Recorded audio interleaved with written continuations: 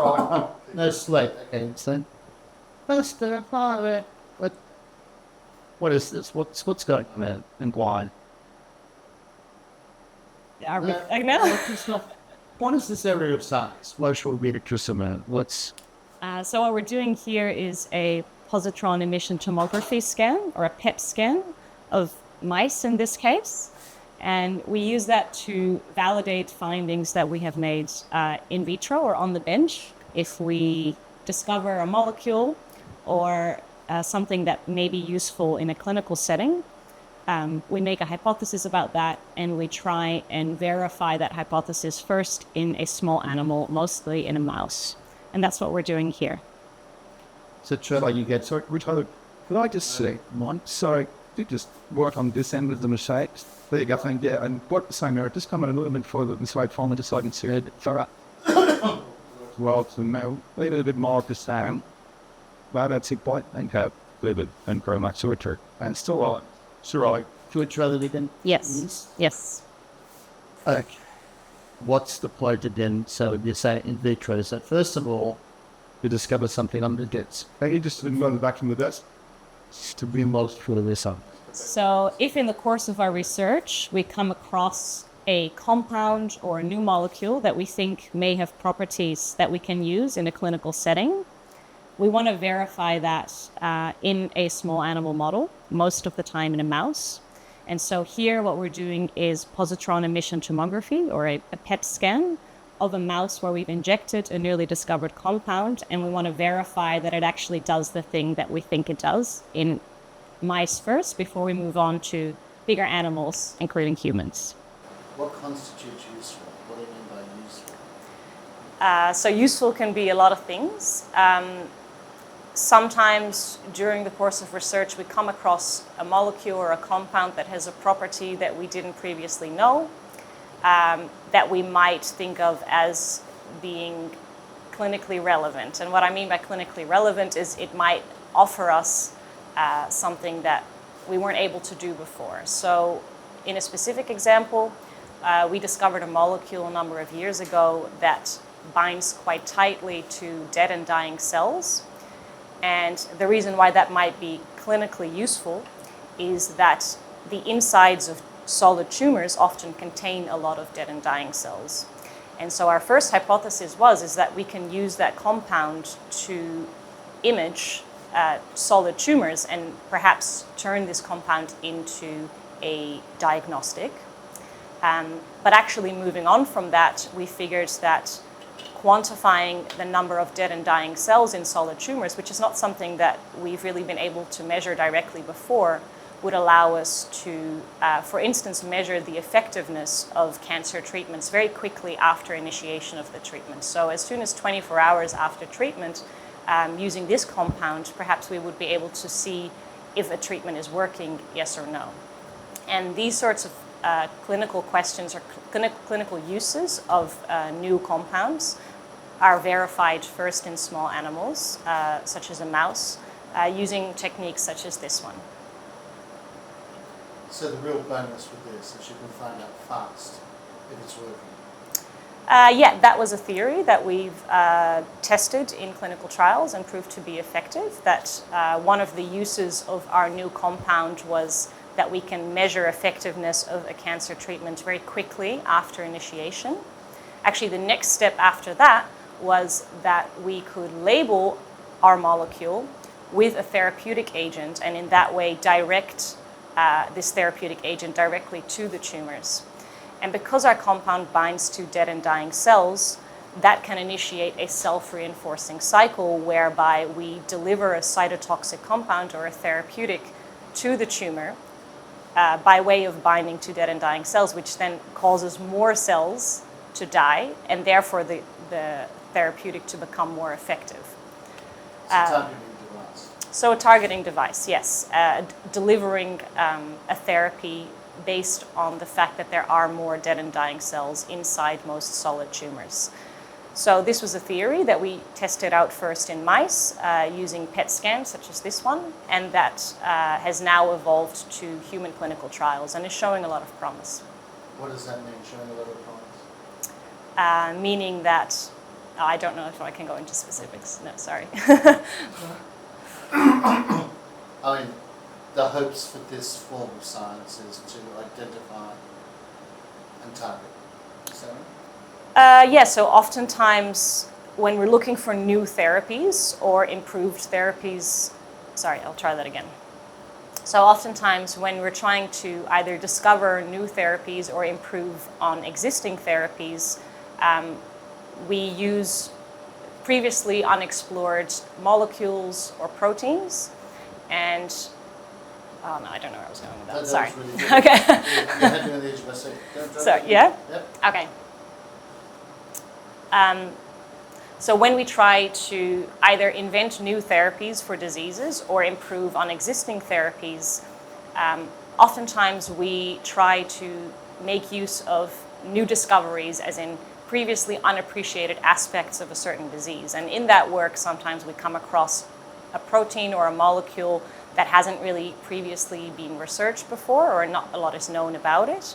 And in doing so, in gathering more knowledge about these molecules or proteins in the setting of specific diseases, sometimes we identify a new compound or a new molecule or a new protein that we can either target or use in a clinical setting to improve treatments. I went a bit vague there again. So discovering a new molecule can lead to discovering another new molecule or where to treat it, or see if you can simplify that into one thought without qualifying. Yeah. I mean, this is what you're aiming for, aspirationally. Yeah. Okay. So sometimes in the course of our research, we come across new molecules that may allow us to target diseases in a new way. So for instance, the compound that we discovered a number of years ago, as I said, it binds to dead and dying cells. Finding a compound like that was not the initial goal of the research. It was sort of a byproduct. But the thing about good science is being able to recognize when you've discovered something that may actually be very useful. So for instance, making the translation step that, hey, actually our compound may be useful in solid tumor treatment, because solid tumors do have a lot of dead and dying cells in the center of the tumor. Did not see that coming. No, that was, yeah. I don't know where. Could just say, did not see that coming. Things That's something happen. that, yeah, okay. Yeah, so we did not actually see that coming. Yeah, okay, sorry. It's okay. Go back and just try and summarise that last bit. Because it's a bit playful as well. You don't see something coming, and isn't that the joy of it? Not like you're fumbling around in the dark exactly, but it's good to know that by broad research things happen that you cannot foresee that have far-reaching effects. Yeah. So a lot of the time during the course of researching a particular disease, we try to understand diseases in as much detail as possible, and sometimes we come across a new bit of information. For instance, discovering a molecule that binds to dead and dying cells. This wasn't what we set out to do, but in discovering that compound, we were able to recognize that we could probably use a molecule like that in cancer treatment. Makes sense. Yeah? Yeah. Anybody else? Okay. Anything like quick? If I can understand it, anyone can. So, what are you doing here? Okay. So after we discover a new molecule and we suspect that it may have an application in treating disease, we first try and prove that hypothesis by using a small animal model. Most of the time that will be a mouse. Okay, sorry, there's not a start button. Oh. Can you just start that one? Right? Sorry. No, that's all good. Jesus. What are you doing here? What's the... Yeah. So when we discover a new molecule and we suspect that it may have properties that are useful for treating a disease such as cancer, we've tried to validate that finding firstly in a small animal. Most of the time that's a mouse. So here we are doing a PET scan, positron emission tomography, whereby we've injected our compound that we've recently discovered into mice that have solid tumors, and we verified that in fact the compound does what we think it would do, which is home to and bind to dead and dying cells in the core of solid tumors. We do this work in small animals before we move on to bigger animals, including humans, for safety and efficacy purposes. That's good. Rolling. Oh, like what? No, we'll put. Okay. Parasite. I get working, but you know, good. Let me down there with right. Fantastic. Thank you. I'd be upset, but specifically with this. Yeah. And you'll be talking over what we're going to see over there as well. What are you hoping to see? And what are you hoping to So this go? yeah, so here we're hoping to prove that a compound that we suspect binds to dead and dying cells and will therefore, sorry, I'll try again. Plus, you've covered the dead and dying cells. Yeah, sorry. This is case specific. Yeah. This is Okay. this experiment that happened since concept. Yeah, okay. So here we're trying to prove that in an animal that carries a specific disease, such as a solid tumor, that the compound will infect. In fact, Sorry. will don't forget the fact will. Okay, will. So here we're trying to prove that when we use a mouse with a specific disease, such as a tumor, that our compound, when we inject it into the mice, will go to those solid tumors and make us able to visualize the solid tumor. Yeah, that wasn't very good. Well, not visualise. You were nearly there. You stumbled on the last sentence. I thought you were nailing it until It's better than you think it is. Okay. So well, look, what are you essentially trying to do? You're trying to identify this vein of the tumour and it's being effective, and then therefore it's going to be useful because we know it's effective and it's targeted. okay, yeah.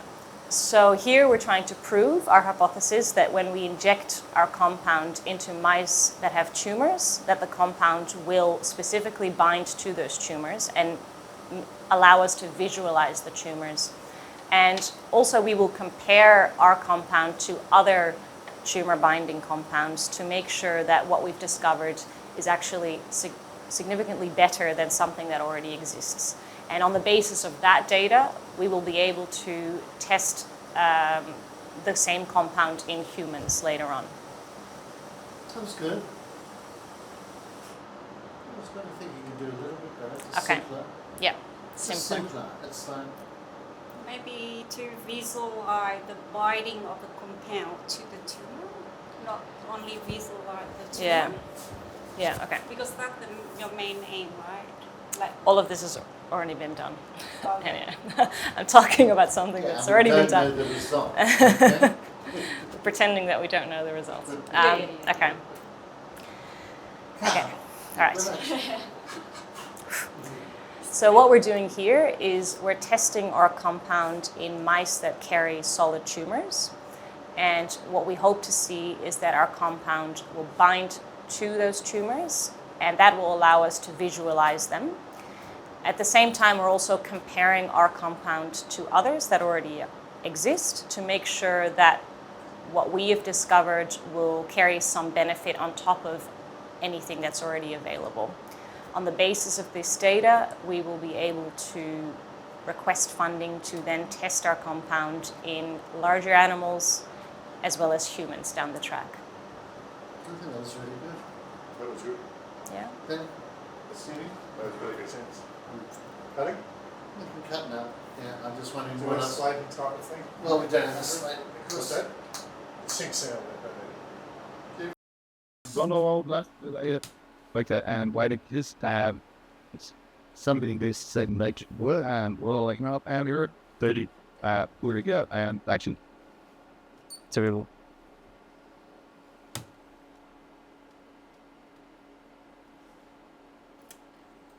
Is it all working? Okay. Do I need to be saying things or just looking for I think the grows over something like if the spring comes over the background. Right, okay. So maybe that's just as something like just a little bit to one top and it come on in the background. Okay, so should we start again? I'm gonna go. But yeah, like we have to then Camera's rolling. So I'll get you to, yeah, that's great to start like that. Just a few minutes of that, okay, or a few seconds of that working with the mice. And roll up, rolling camera. No. So we'll roll camera on action. Camera's I'll rolling. get you to work. And action. No. A few seconds of you working with the mice after action. Oh, okay, And then, alright. thank you very much. And you'll take your own cues. Right. Thanks so much. And here we go. And rolling and action.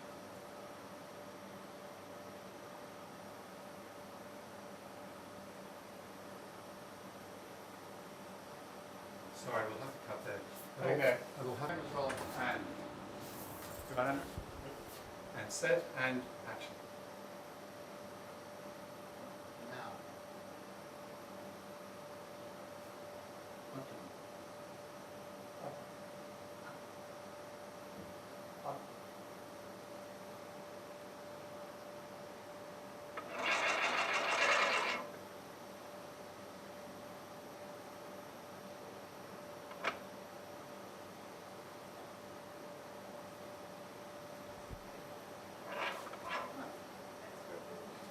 Yeah. Well, that went well. It didn't work? Okay. Sorry. Fairly races in there, doesn't it? Camera's rolling. And action. Up. Up. No, we'll cut that. Okay, so it'll Camera's rolling. and action. Up.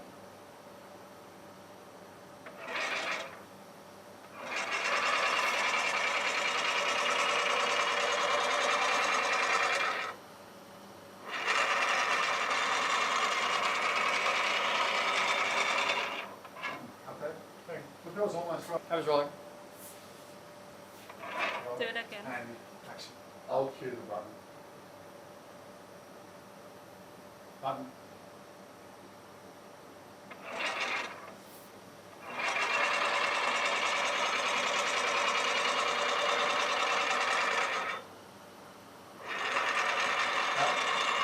Camera's rolling. Please. And when you're ready, opening up, roll up, so this is stand out as well. What I might get you to do, if you wouldn't mind, is start from here. Just mime something, don't touch the screen, mime that sort of thing. Come back, then go into the action of closing. Yeah? So Great. the real one is when we have the animal No, here, that's great. Perfect. and then we send this one in, we come out, we close the door. Let me show you guys. So when I'm standing here, I touch it to send the whole So the thing real one's inside, Okay. and then I close the door. We're rolling up, rolling. And when you're ready. Start from the beginning. Action.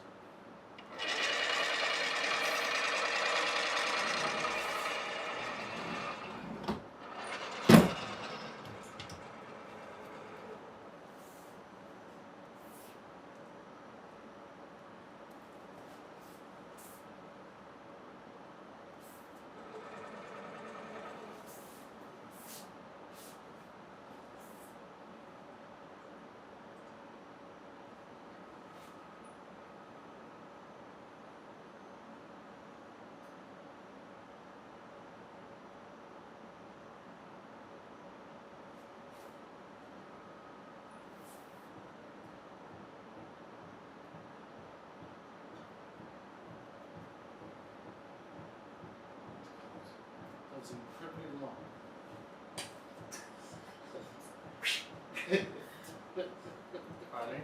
Just a little bit in the middle of that will go missing. That was great. Yeah, that's- And rolling, roll up.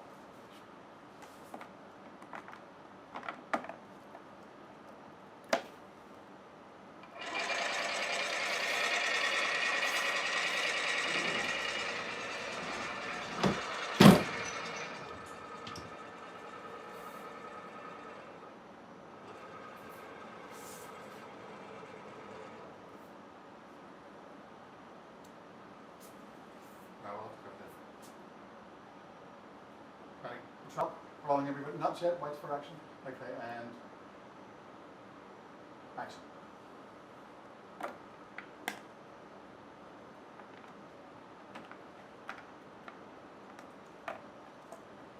So sorry, let's get you to take the cover off the mice. Take the cover off, and then I'll get you to put that back on again for me. Okay, and take the cover right out towards you.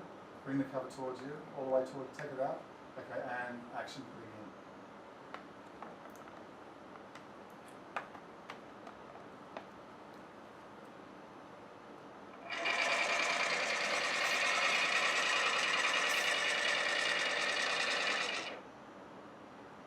Sorry, I have to do that again. I completely ruined that. That was me. And cut there, we'll try again. Rolling camera, and set, and action.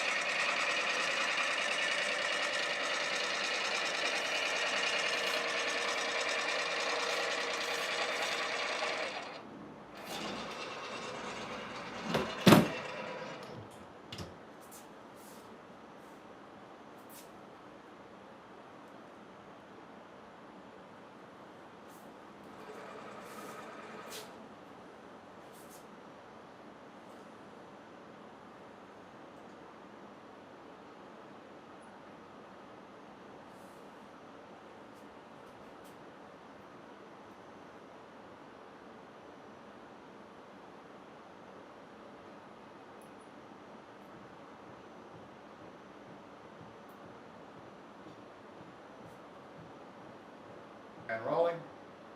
Okay, let's see those mice again. Stop. Action.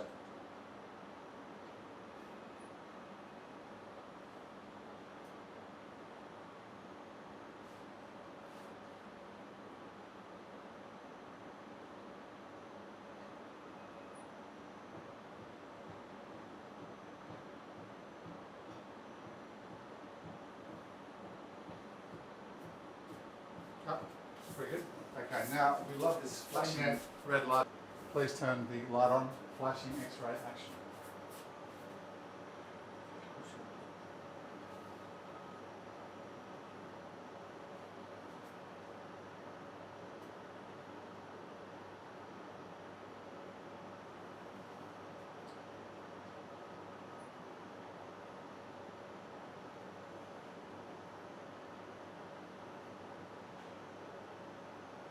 It's very Andromeda strain. It's exactly the words I was going to use. What? So you can get to go out of focus as much as possible. That's it. Very good. Standing by. Follow the camera. Okay, so just wait for it. As soon as it flashes, Felix, if you wouldn't mind changing focus. It's okay. So and action. How many seconds? Whenever it starts to flash, you just 1.5 seconds. You know, it's just,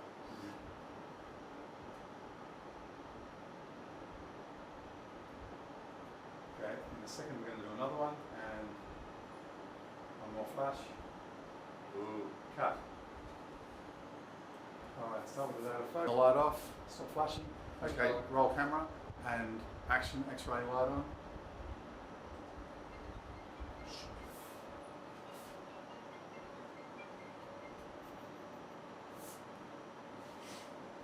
Trying to find a cool way to stand it.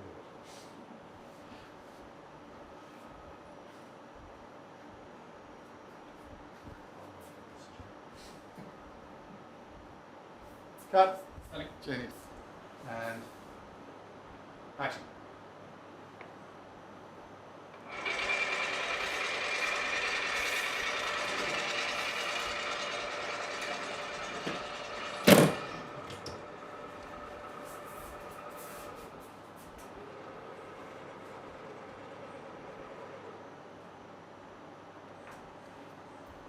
Perfect. We'll cut there. We'll try another one of those. This time, can I just see you rather than you've actually pulled this close from all the way back over here. Kind of rolling. And when you're ready,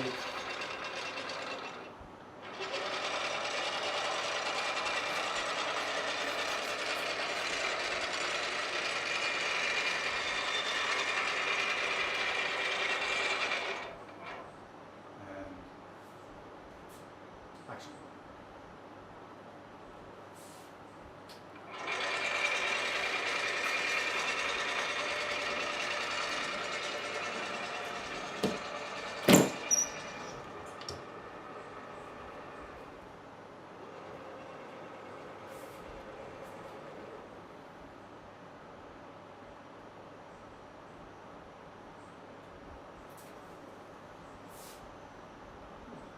I think we'll do one more. Cut there. In there. Camera's rolling. And okay, and action.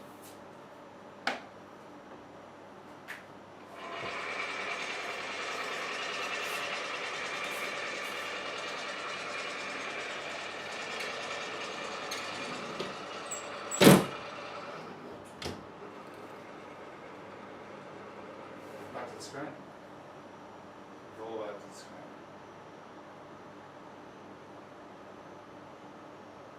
Cut in there. Hang there. I think that we've got action. So as you would do it.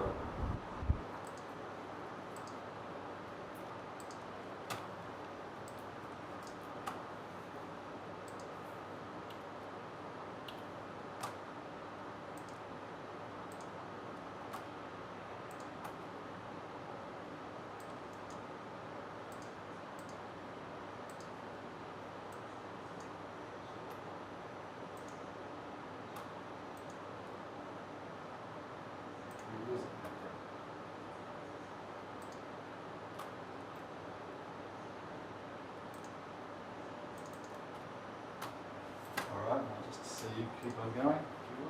Cutting. No, still rolling. Still rolling.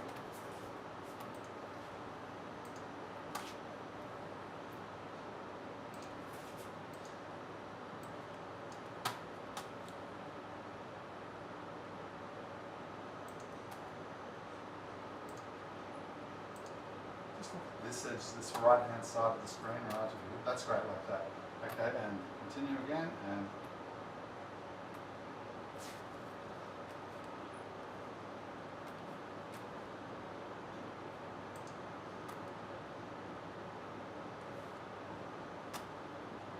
Felix, can you pull focus from, that's his face there? Yeah.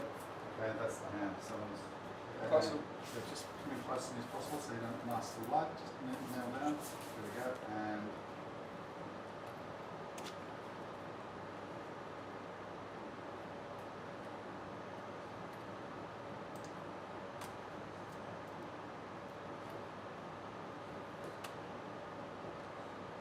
okay, we'll cut there.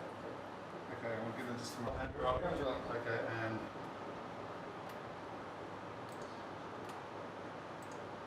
okay, making notes.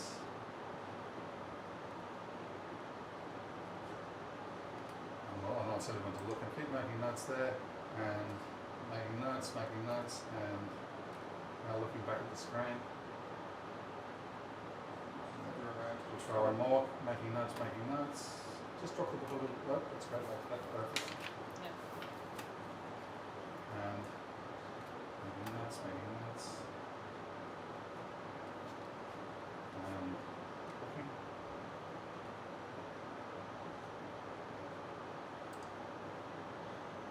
And we'll cut there.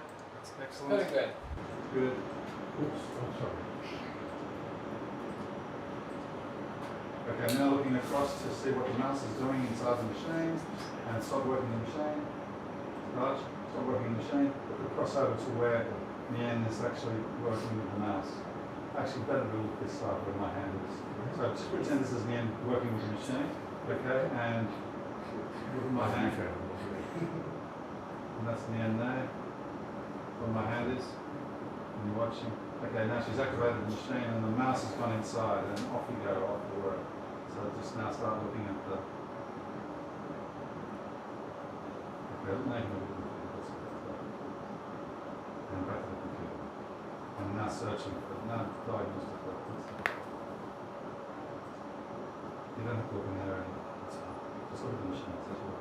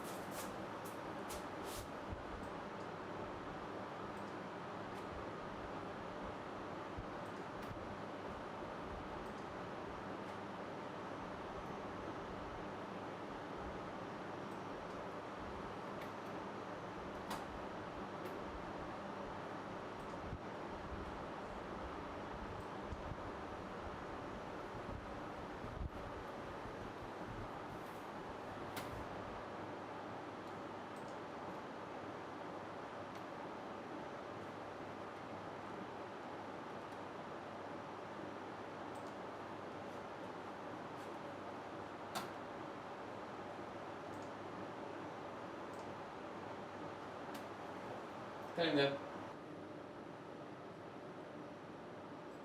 And now you've got to close your hands over it as if you're closing the mouse inside in here. That's so I can't see it. Go and go a little higher with your hands, please. Good there, that's great. Thanks, Felix, perfect. Okay, and we're putting the mouse in. Camera's rolling. Action. And hands out. Alright, we'll try again, and now we're going to take the mouse out of there. And grabbing the mouse, and come out. Okay, okay, now we'll need to do that again. You need to close your hands up, because I was seeing between your fingers then. That's great, okay, and we'll just start Still rolling. again. And focusing in there, and, okay, put the mouse back in. Okay, and action. And take your hands all completely away. We'll try one more of those, but quicker. And action. Perfect. What's this room called? Pet. Pet room? Pet. Rolling? Atmos Interior PET room.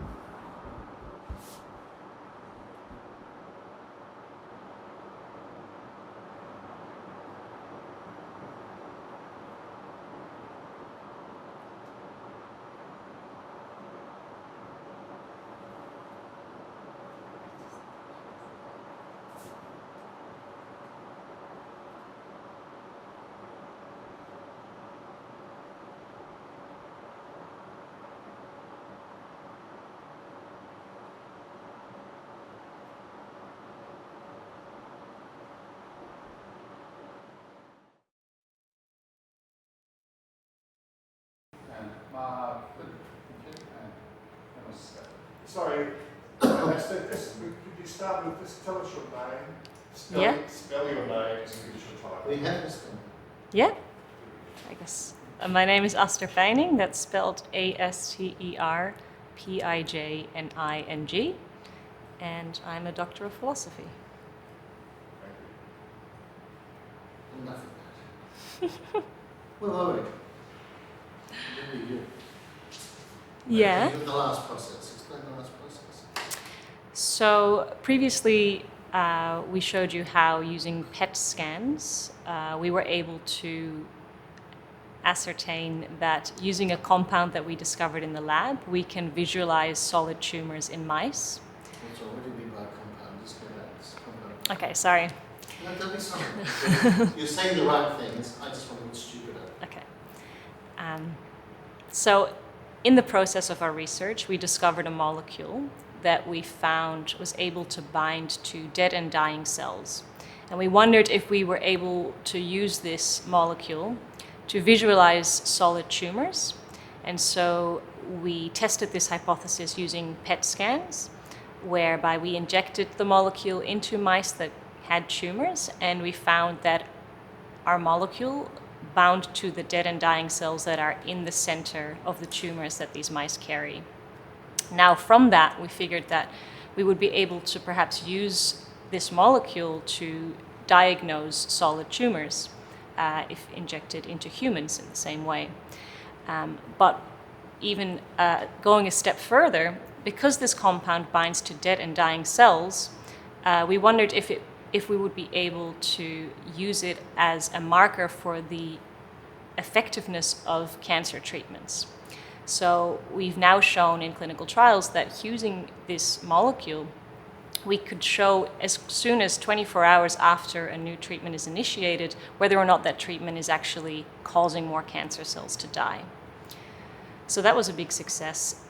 But another step moving on from that was where we thought about linking a therapeutic agent, a cytotoxic agent, so something that kills cancer cells, and linking that to our molecule so that the cytotoxic agent is actually carried to the tumors by our molecule because it binds to dead and dying cells. And you can imagine that when you do that, when you link something that kills cells to something that homes to dead and dying cells, that a positive reinforcement mechanism is started, whereby our molecule brings the therapy to the tumor that causes more cell death, that causes more of the compound to home to the tumors.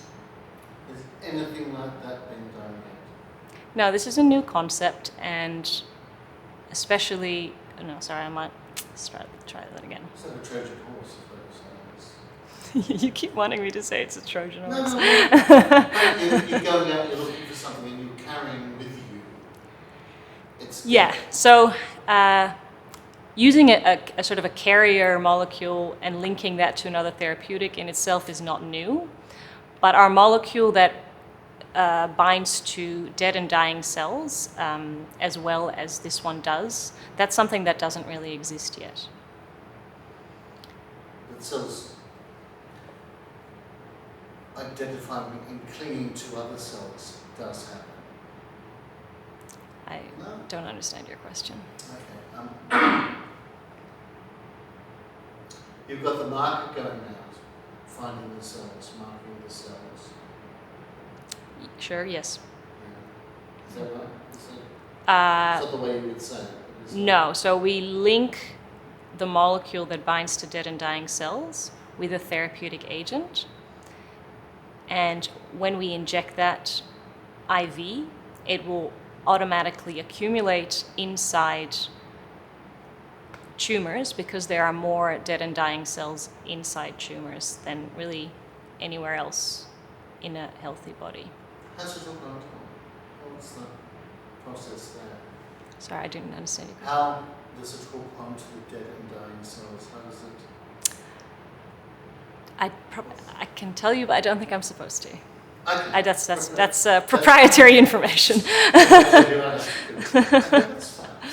Do you understand that about the piece of random information? I think I'm happy enough to hear it. I say that it binds to dead and dying cells and not affected cells. Yeah. And what's also important to know is that inside a solid tumor, there's always a core of dead and dying cells. And this has to do with the fact that tumor cells divide so rapidly that there's really not enough nutrients, not enough blood supply for those cells that are in the center of the growing tumor, and therefore there will always be a large number of dead or dying cells in the core of a solid tumor. Okay, I understand that. Is there anything else you want to say about that? Perhaps that. No, obviously the future it holds is fantastic because it is tracing and latching onto it and identifying. Well, the goal is to direct therapeutics that already exist, but to direct those therapeutics specifically to the tumors and hopefully have less off-target effects. Yeah, Like an arrow straight to the bullseye. like an arrow straight to the bullseye. Which that's it. What the hell are proteins? Proteins are really the machines that make every single process in our body happen. Proteins, well, you start off with obviously our genetic information, our DNA. Our DNA contains genes. Genes are transcribed into mRNA molecules. Those mRNA molecules go out of the nucleus to the cell, to the cytoplasm, and in the cytoplasm, the mRNA is translated from genetic information into what we call a protein. A protein is a string of amino acids that's folded up in a particular way that allows it to do a particular task. Yeah. Everything that is part of your body is a protein, is that correct? Whether it's your eye or ear or your teeth or... No, your teeth are not proteins. But the idea behind it is that proteins are created inside the nucleus, and genetic information transfers from the nucleus into the cytosol and becomes a protein, Yes. which is the. I mean, if we just make it that simple, I think. Okay. No need to talk about cytoplasm necessarily.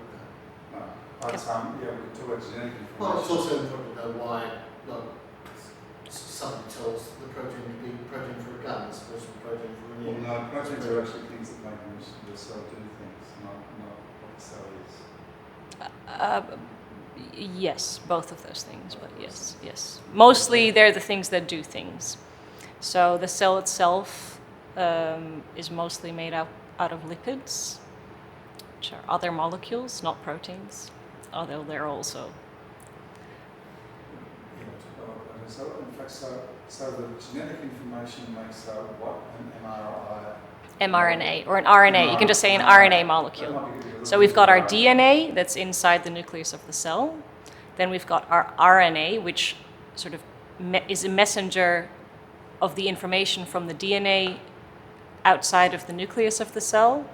And that RNA is then used as a blueprint for a protein. So what we could say is that the genetic information in the DNA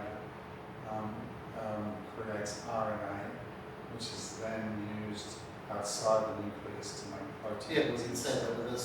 Yeah, Yes. It's listen. But it's okay scientifically. It's not. It's giving. Yeah. It's not. DNA creates RNA inside the nucleus, which then is used to make proteins inside the Well, cell. what's the process of making a protein? Everything revolves around proteins. So the process of making a protein from RNA is called translation, and it's whereby each amino acid, sort of like a bead on a string, is put together in a particular sequence that makes up that particular protein. But then a very important step into making a functional protein is whereby that bead of strings folds up into its final functional structure. When that goes wrong, there are certain protein misfolding diseases, including Alzheimer's disease or Parkinson's disease, whereby particular proteins are being made but not being folded in the correct way.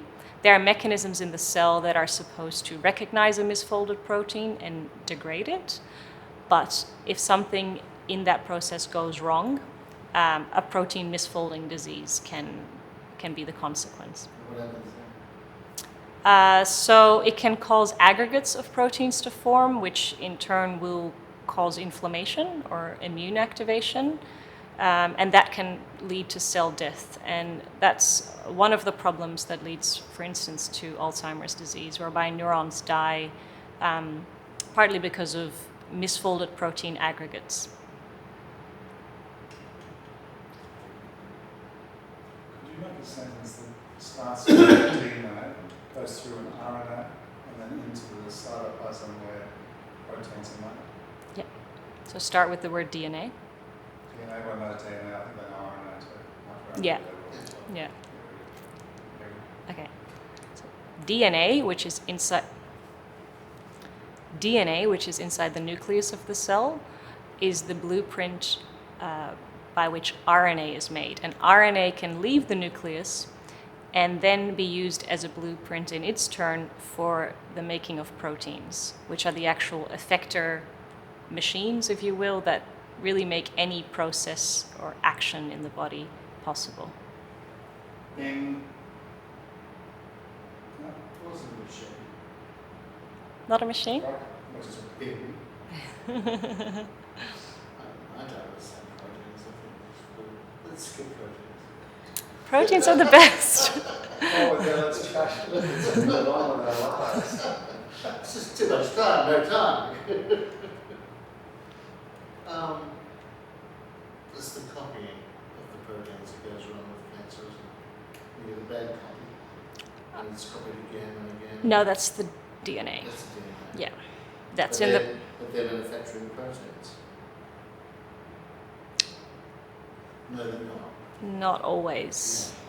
Yeah, this is in cancer. It's about, and I'm not a cancer expert, but it's about cell replication and the ways that that is usually limited, and that will become, if the ways in which cell replication in a healthy state are limited, if those sort of control mechanisms fall away, then cells can start to divide uncontrollably.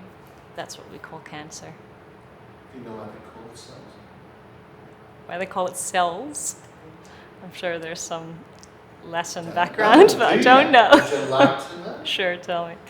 1668, I think, Jenna, he discovered, first thing he looked at was cork. Cork. He looked at a slice of cork from a bottle. And he noticed they all look the same as a monk's cell, or Oh, a police cell. I didn't know. So he called them cells, and that's why they're called cells. So we started with the cork and moving our way on.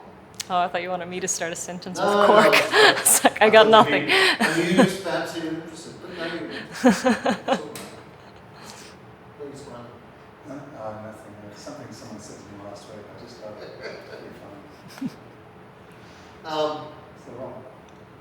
Folding, Wrong. folding proteins. I think of origami. Okay. Sorry. No, it is a bit like origami. So you can imagine, as I said, these beads on a string that form what we call the primary sequence of a protein, they determine how this protein is going to fold just because of the different affinities that these amino acids have for each other.